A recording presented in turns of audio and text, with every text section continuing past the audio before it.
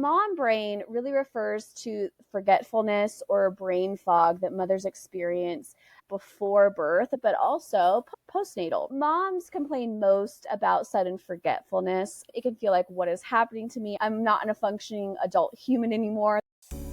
Welcome to the Marriage and Motherhood Podcast. I'm your host, Michelle Perda. As a marriage coach who's married with 3 kids, I know how much parenthood could change a marriage.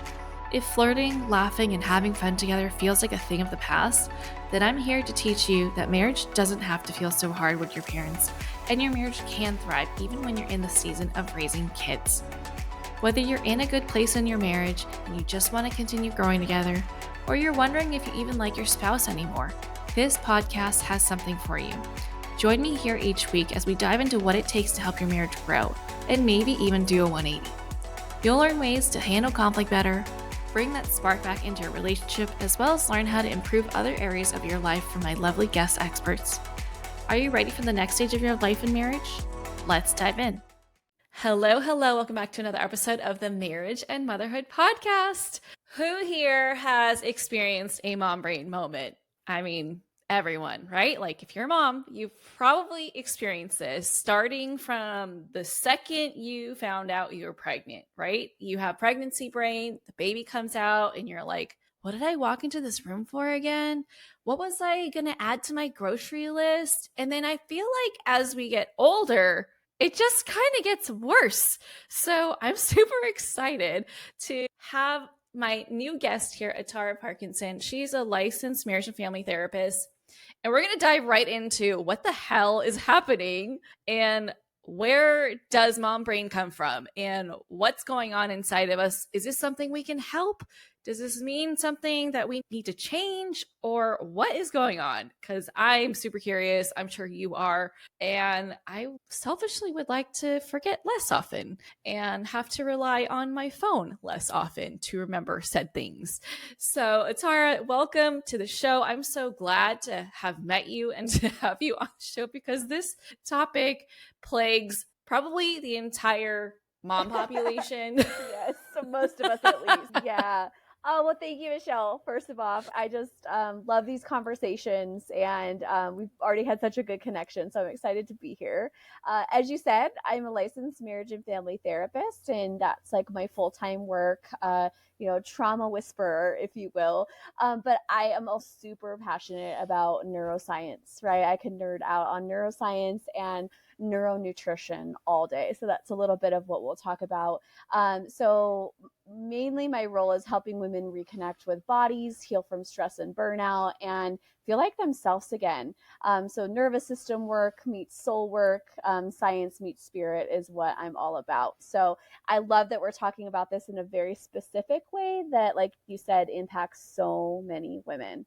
So probably first, should we define mom? Yeah, well, first of all, I like to ask my guests a few questions first. Awesome, let's do it. Where do you live? How old are your kids? And what made you decide to go into therapy and help moms? Good questions. So we are up in Montana, just outside of Bozeman, Montana. If you've been out this way, it is gorgeous for 3-4 months of the year, and the rest is a lot of snow. So definitely come in summertime. But we love the snow too. So let's see. My kiddos are almost 9, 7, about to be 6, and 3 years old. So I'm very much in it still. It's a busy household, lots of energy, lots of things to do. And why did I get into therapy? Well, that's kind of a funny story. I fought it for a long time. My background is actually in global studies, so studying cultural context, which is we got into a little bit before we started recording today. I'm super passionate about that. But I also just love people. And so I finally was like, okay, I probably should do this. And in my first semester, I was like, oh yeah, I fought this for too long. I should have definitely started this earlier. And I am so thankful to get to do what I do, and really blessed to walk with people in some of their most intense, darkest moments, but also to walk them through and to see like that light, right? And to see kind of life come back to them, if you will, because of the work they put in and they do. So I love my job, in case you couldn't tell. I love what I do. And that's kind of how I got into it. Amazing. I love that. So I also have a psych background, but I did that first, and then I was like, okay, let's not do that and burn out a whole bunch. So I went the corporate route before I wound my way back to supporting people, but through coaching. Yes. But yeah, no, psychology was really fun to study. I'm so curious about people, how we work, how we think, how we feel, and why we do the things we do. Exactly. So yeah, thank you for sharing that. And it sounds like our kids are around the same age, but you've got some more sprinkled in there than I do.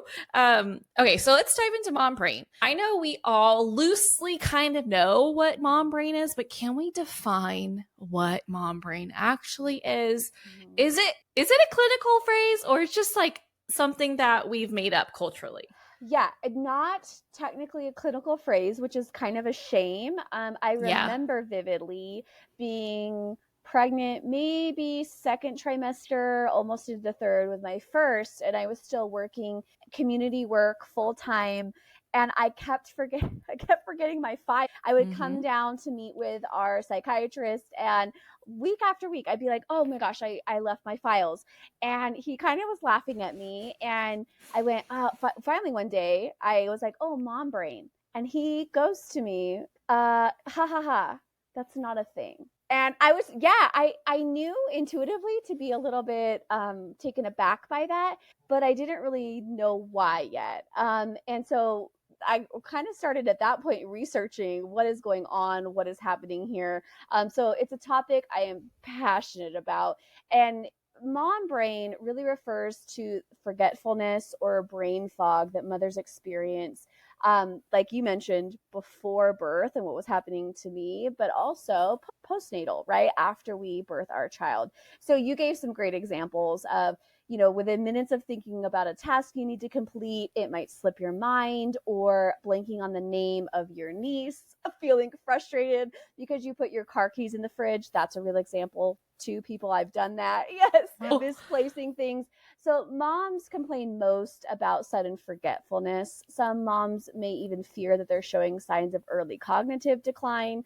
It can feel worrisome. It can feel like, what is happening to me? I'm not a functioning adult human anymore. That's how I feel often. But don't worry, right? This shift is actually very common, and we're going to also dig into like what is going on kind of that neuroscience perspective and biochemical level. See, that's why I'm convinced like moms are the best to work with, because they get it. They're not going to be quick to judge because they can relate. It's not like we're choosing to not have our shit together. We just sometimes kind of, I don't know, we've got so much going on, like a lot going on. There's so much, and societally, women have been trained and expected to carry the mental load. So like something's got to give, Exactly. Yes. And I love that you point that out, because we are literally, like you're talking about, wired in some ways. If we think about hunter-gatherer days, I talk about this often with my clients, is men were typically the hunter. So laser focus. Laser focus. They were out there. They could hunt by themselves. Sometimes they could hunt communally. Women, however, were the gatherers. And so there was a different set of skills required for that task. For example, remembering, right? Holding these different pieces of information in our mind, like, oh, where were those berries? Okay, who did I go with? But also it was a communal act, typically. They were going out together. And that also required approval, social approval of one another, because Michelle, if I don't like you, I'm not going to invite you to go get these berries, right? Sure. So our survival, in a sense, depended on that community aspect, which is a little more complicated, I might argue, as well, right? Reading facial cues, body language, these kinds of things. And also like how we communicate differently too. So like the joke in the relationships is like, when you ask your lady, so if I'm like a man and you ask your lady, what do you want to eat for dinner? And we all know that this is like a complicated question for us, but a lot of us haven't taken the time to consider why. And the reason why is, I'm convinced that it's because we are constantly trying to make other people around us comfortable. And so we're like, well, like, okay, so let's take meal planning, for example. It's not as easy as what do I want to eat? Mm-hmm. It's like, okay, well, if I make this, is Dylan going to like this? Right. Is Ellie going to like this? Or are they going to give me resistance? Mm-hmm. Will my husband like it, or will it upset his stomach? Mm-hmm. And so it's like all of these conditions that we factor into our decision making. Yep. How are they going to take my answer? Mm-hmm. Is this overall experience going to be worth what might be a potential backlash to my decision? Yes. And so it's not as simple as, well, what do you want to eat? Okay, well, here's these millions of thoughts that I'm considering before I give you my answer. Exactly. And as you mentioned, that mental load, and it's a faceted mental load of so layered. All these spinning plates, if you will. And then you add something like all of the changes that pregnancy brings. Yes. And it's almost like a whole new ball game at that point. Yeah, no, definite. Okay, so we mentioned forgetfulness, brain fog. Are there any other symptoms that generally go along with mom brain? Yep. So the misplacing, right? Misplacing items. Where did I put that? Memory recall. What we define in therapy land, these things are called executive functioning skills. Yep. So if you look up that term, right, you can see kind of this list of, oh yeah, and you probably will resonate with it. Oh yeah, I really struggled with that. I really struggled with that.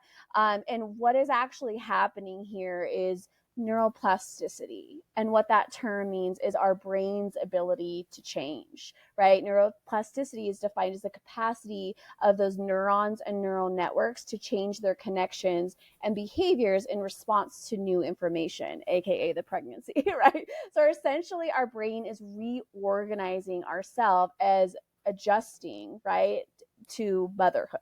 Okay. So when I hear executive functioning, my brain defaults to ADHD. Yes. And I know a lot of moms, as we get closer to perimenopause, those executive functioning skills seem to kind of drop. Exactly. So does this kind of relate? Yes. Like, is mom brain really just our natural evolution from being our own person to becoming a mom? Does it mean that we just develop ADHD as we become moms? Like, is that a thing, or am I stretching here? Stretching just a little bit, but I like where you're going. And here's why, is the way that I talk about, I have a lot of ADHD clients actually, and the way that I talk about this with the ADHD clients, or even what I call ADHD tendencies, like I fit that category. Like I'm a little scatterbrained, I can jump real quick from thing to thing. That must be why we get along, Michelle, so well, right? We both can really shift really quickly. But I like to think really all mental health diagnoses on a spectrum. And there's a point on the spectrum where you are quote unquote diagnosable. And that just means you meet criteria that's in a book, right? But some of us will come right up to that line of diagnosable and like, oh, I'm really close there. And as you're mentioning as well, we can flux on that spectrum as well, where there's points in my life where I have been more focused or have quote unquote higher executive functioning. I think back to my graduate school work, right? Very focused, very, I would study for hours, right, on end, and able to retain a lot of information, where then that shifted in the multiple pregnancies and postpartum. And then like you're saying as well, I have not hit that phase of life yet, but it shifts again, right, later in life. And in short, we'll get more detailed into this later, but in short, what we're seeing is those biochemical changes in our physiology, that like hormonal shifts is a good example to just pinpoint. It's not the only thing happening, but it's one of the things that, again, pregnancy, very heavy hormonal shifts, intense hormonal shifts. Same thing with menopause and perimenopause. Okay, ladies, you heard it. Like, it's not just us. Correct. It's something physically happening to us. That's right. Yes. Okay. So with that said, what can we do about that? What can we do? Good what question, does it mean? Right. Yeah. So volume and thickness of our brain is essentially shifting and changing. And this also then has, I like to say it as like a waterfall effect, right? So there's something that our body is responding to, and that affects this, and that affects this, and that affects this. And some of those things are, it's interesting you bring up perimenopause. I think as a culture, same thing with our cycle, we have this idea that because it's common, it has to be that way, or it's the norm. And I would like to just say to everybody out there, it does not have to be that way. So you do not have to be experiencing intense double over, I have to stay home from school or work, period pain. It does not have to be that way.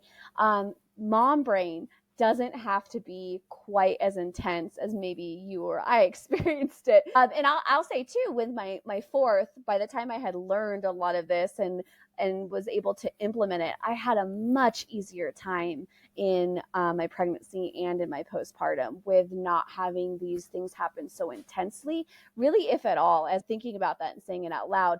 And same thing with menopause. We don't have to just suffer through the intense, temperature changes or forgetfulness or moodiness. What we can do about it is we can support our bodies. And the basic foundation here that I really adhere to in my practice and with the practitioners I work with are minerals. Minerals are foundational to this conversation because they impact every system in our body: cardiovascular, endocrine, nervous system, lymphatic, respiratory, all of them require a mineral foundation to function properly. So when we talk about minerals, a good example would be magnesium, right? The presence of magnesium is required for over 300, and I really probably think it's much more than that, interactions, or they call it enzymic processes, but it's basically like how our body operates or functions. So as we're talking, Michelle can see I'm moving my hands through the air, right? Neuromuscular conduction. That requires magnesium. If I don't have magnesium, my muscles aren't going to work well. And we can see this classically in postpartum, right? When we or pregnancy as well, when we complain of muscle cramping, right? It's a signal that the body needs more of something. And so really intense mom brain is just a signal to us of, I need more nourishment. I need more support. And that's what we can do. So the minerals that I really start people with or talking about or focusing on are called the crucial four. And those magnesium, potassium, calcium, and sodium. And before you get too crazy and you're like, oh, Atara said to take these, I'm going to run out and get these. Please don't do that. Please, minerals work together in the body. They are synergistic, but they can also be antagonistic, meaning if we go out and pound a bunch of calcium, we might be pushing some others down unknowingly, and that's going to have a negative impact. So please, please go consult, find a practitioner. I work with a wonderful holistic collaborative. The gals will take care of you there. They're awesome. We can see where your mineral status is and what we need to adjust in order to be functioning at our best. So magnesium is great. Again, it's responsible for neurotransmitter synthesis, meaning our neurotransmitters talking to each other and sending, right, the messages back and forth. Nerve transmission is required. Magnesium is required for that. Low magnesium is pretty common in our culture. We don't get a lot of it in food, as well as we burn through it fairly quickly because most of us are stressed. Right? We're doing a lot. Yeah. Michelle said an emphatic yes to that. I actually have switched my tea over to tea with adaptogens so that I can, good job, increase my baseline of stress tolerance and ability to focus and think clearly because, motherhood is just a whole nother... has different requirements. Exactly. Yeah, it's a beast, right? And what happens is we're most likely pretty low on magnesium, deficient in magnesium to begin with. Then we go and get pregnant. And then pregnancy takes, everything. Yeah, everything. At least 10% of our mineral store. That's not even talking about the labor process that's taking more, and then breastfeeding. We have no clue. We have no clue how much is being taken through those, but like you said, probably a lot. So we're Yeah. burning through that a lot quicker. And so we need to get it back in the body a lot more readily. Now, if you're like, okay, you're practical, you want to go implement this, you can go and get some magnesium through food sources. We talked about a lotion, right? Topically is a great way, transdermal through the skin. We use bath flakes in our house, ancient mineral bath flakes. We throw it in the bathtub. I'll swing my ankles over and get my ankle soaking while the kids are playing in the bath. And it's a win-win situation. You can get mineral waters like Topo Chico or Gerolsteiner, which is a German brand. Spring water, right, from a natural source also has a lot, can have a lot of magnesium. So those are some ways, right, of different ways to get magnesium other than like a supplement. Potassium's another huge one I see a lot in moms. Potassium transports nutrients and energy at a cellular level. It helps regulate our blood pressure and our glucose levels. And 98% of Americans don't consume their recommended daily intake for potassium. So a lot of us are out there running around also deficient in potassium. Potassium also really helps calm magnesium as well, helps calm that nervous system. So these are pretty important. Foods high in potassium, potatoes, sweet potatoes. A little trick that I give busy moms is batch cook your sweet potatoes or potatoes. Yes. Yes, do 4 or 5 one day in the morning and then, or on the weekend, and then put it in a Tupperware and pull one out every morning. And you have your protein, maybe your egg, and a great potassium hit there. It is so good for breakfast. I eat it every single morning. Sweet potatoes with some avocado oil, salt, garlic powder, onion powder, and cumin. Throw it in the air fryer. Oh my gosh. It's so good. So good. Cumin too. I never thought of cumin, honestly. Okay, I'm doing that tomorrow morning. So yeah. And I love what you just said there, which is something I help clients with a lot as well. My body really responds to this thing. There's a reason, right? Like you're saying, I just love it. I crave it even. I want that. Yeah, that's your body saying, this is really good for you. This is giving us something that we need. And so really bringing people back to intuitive eating. Let me add a guardrail there. I'm not talking about pounding a gallon of ice cream. I'm talking about whole foods. If you're noticing, sometimes I don't know if you do this, Michelle. I give my kids all the good berries. I'm like, oh, they need berries are pricey. They need the berries. And so I'll go a long time without eating the strawberries or blueberries. Yeah. Yeah. Right. I think that's a mom thing, right? I got to give it to my kids first. But then I will notice I want like handfuls of those blueberries. And again, that's my body telling me, right? Oh, we haven't had that for a while and you really need what's in there. Blueberries are great for brain health. So again, if you're experiencing mom brain, in this moment, go find some blueberries, and that'll probably help you too. Other really great sources: potassium, salmon, butternut squash, coconut water is a really easy one for moms out there. Yep. You're feeling that 2 or 3 p.m. slump. What do we typically reach for? Coffee, right? And that, well, unfortunately, that's dehydrating us even more and causing more dysfunction usually. I don't want to shame coffee. I drink coffee 1 cup every morning, so don't worry about a little bit of coffee. But there's just better things. And one of those things is coconut water. And what I like to make is called an adrenal cocktail. You might have heard of these. I have heard it. What is in it? Yeah. So what's great is adrenal cocktails aren't one recipe. You can pick a combination that really suits you or that calls to you. So for example, my favorite is the coconut water, potassium, a lime squeeze for some vitamin C, and a heavy pinch of sea salt. And that is giving my adrenals that extra energy to make it through the day. And so just supporting my body, especially like I had an early morning workout. And so after we hang up, I will go drink my coconut water concoction. That sounds refreshing too. It's so good. They're so good. And again, your body is really going to. Some other ones out there popular include orange juice and like either coconut cream or heavy cream if you have a good source with salt. Tastes like a creamsicle. So good. Actually, right now, we are using watermelon because we bought a whole big old watermelon. I phrased some of the chunks and I'm just going to put it in the blender with that lime and sea salt again. So good. Chef's kiss. Yes. So yeah, look up adrenal cocktails. There's lots of wonderful recipes out there. Another good hit. Sodium is the next one, right? So Yeah. sodium, again, helps keep our nervous system regulated. It transports nutrients, regulates our blood volume, just to name a few. And sodium's an easy one. Obviously, salt is where we get sodium. And if you are finding yourself really craving sodium, I think in Western medicine, we kind of shy away, right? And, oh, don't eat too much salt, don't eat too much salt. But if your body is really calling for it, do it, and just do it in balance, right? So maybe like you were talking about your potato, sprinkle it on the potato. Then you're getting healthy fats, you're getting your potassium, and you're getting sodium all in one hit there. Or seasoning your food with it. And what I'll say is look for high quality sodiums, because then you're actually also getting other micronutrients in there as well. So low processed, some examples would be Celtic sea salt, Redmond's, Baja Gold is another great brand.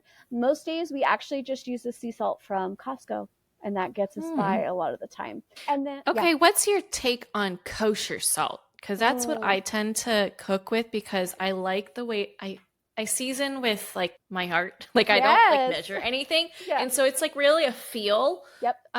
So I like the coarseness of it. And plus it doesn't, it's easier to control the amount of seasoning because it's such large crystals versus like the table salt. So yeah, how is that nutrition wise? Yeah, you know what, to be honest, off the top of my head, I'm not sure. So I'd have to look a little bit more into it. But I know if you rotated it, then that would serve you even more. So an example is Celtic sea salt also has a coarse ground.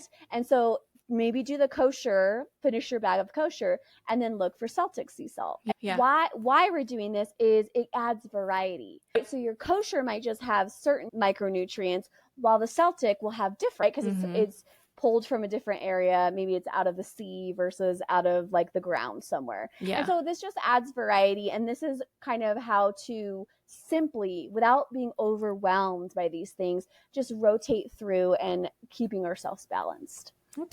Yep.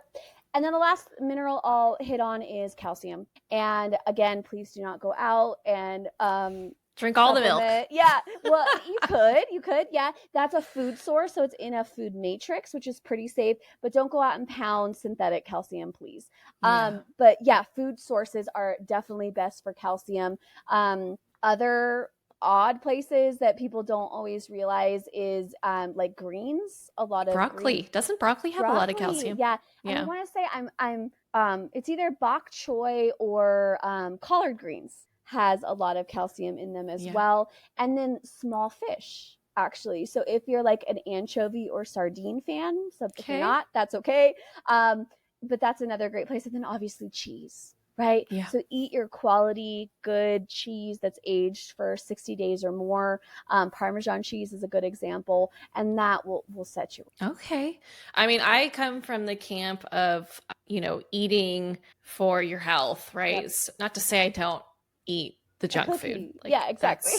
But like just growing up in Chinese culture, it's all about superfoods. And I didn't even know that this was like a thing until it started becoming trendy. I was like, I've been doing that, like the soups and stuff and having intentional ingredients in there. So I love all of this because I think, correct me if I'm wrong, but a lot of the vitamin industry is not regulated.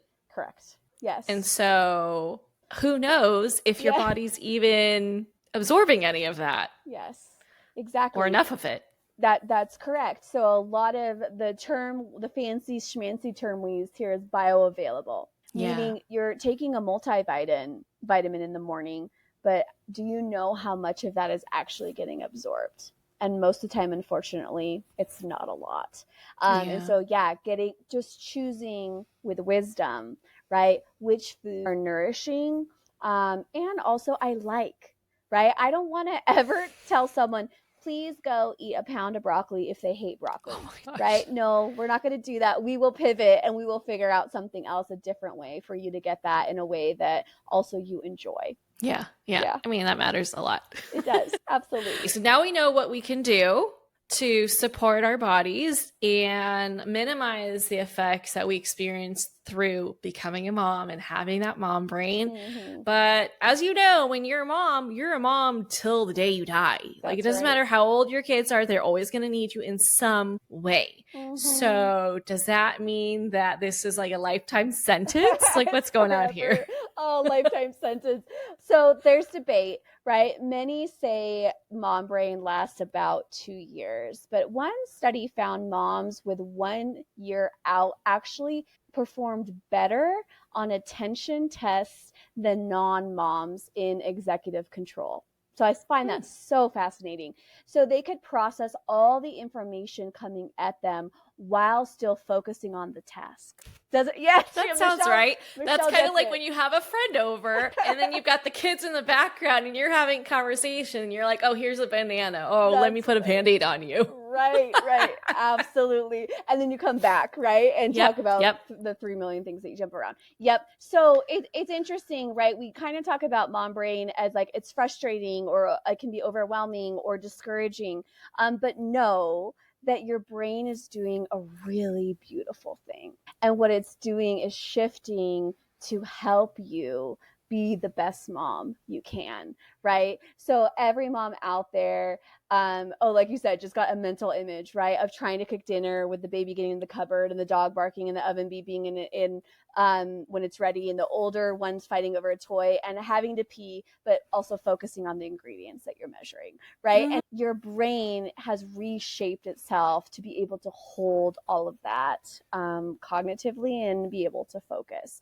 So it really is a cool thing, even though it might not feel like it as we're experiencing it. So, roughly 2 years for those biochemical, physiological changes to kind of shift back. But as you mentioned, our brain will be forever changed in some ways. And that's not a bad thing, is what I want to say. Okay. I was like 2 or 3 years. My youngest is 5. So I'm already outside that window. Yes. Then Michelle, what you could focus on then is getting more of those minerals in. Yes. And seeing if it shifts and what shifts. But I hear you, right? Like I had pretty intense postpartum anxiety, and that lasted quite a while until I really figured out how to not only have the mental health tools, like how do I cope with anxiety? How do I increase my distress tolerance? But also where we don't integrate yet often in our culture is also the physicality, right? Mm-hmm. What is going on in my biochemistry that I can address to help my mental health symptoms? And that's the work. Yeah, I love it. Thank you so much for sharing all that. Ladies, basically,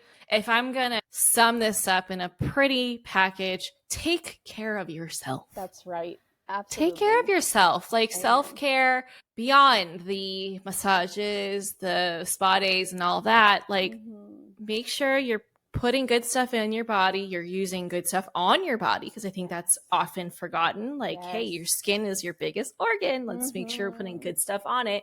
Yep. And movement is such a game changer. Ever since I started walking, like I feel like my window of tolerance, if we're going to use psych phrases, like my ability to handle stress has grown its capacity. That's right. Because I have prioritized myself. So if you take away anything from this episode, take that away. That you deserve and need to prioritize yourself if you just want to make it out of this crazy hood called motherhood. Absolutely. Yeah, and then it doesn't have to be complicated. It doesn't have to be this big hard thing. As you mentioned, just go for a walk. And if you have a baby and 2 littles in tow, been there, take them all out. Right. And literally just walk your block. There's a couple things happening. As you mentioned, there's the actual physical movement. There's also something that happens. Our nervous system comes down when we get outside and when we see an open space. And that's a whole other episode that we'll talk about. But absolutely, it's multi-layered. Do the simple things to take care for yourself. Love it. Well, thank you so much for being part of the show, Atara. Of course, Michelle. Where can people connect with you?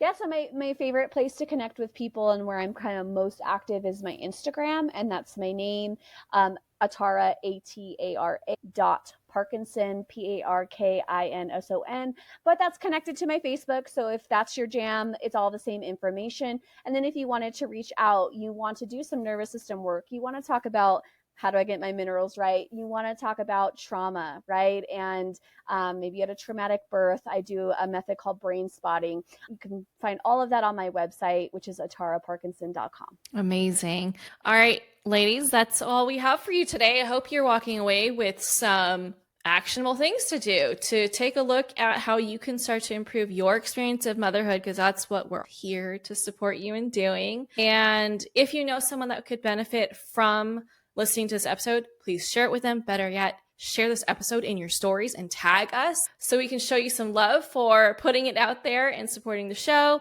And if you love the show, please leave a rating and review on Apple Podcasts, Spotify, or wherever you listen. I would so appreciate it. And that's what helps this show grow and support other women like you. Anyway, go connect with Atara, and I'll catch you back here on the next episode. Bye. Bye. That's it for this episode. I hope you enjoyed it as much as I enjoyed making it. If you did, please send me a message over on Instagram at Michelle Perta Coaching to let me know what you loved most about it. Hearing from my listeners is my absolute favorite. And if you've been loving this podcast, please leave a rating and review. This will help people like you find the show and get the help they need. Catch you here on the next episode. Bye.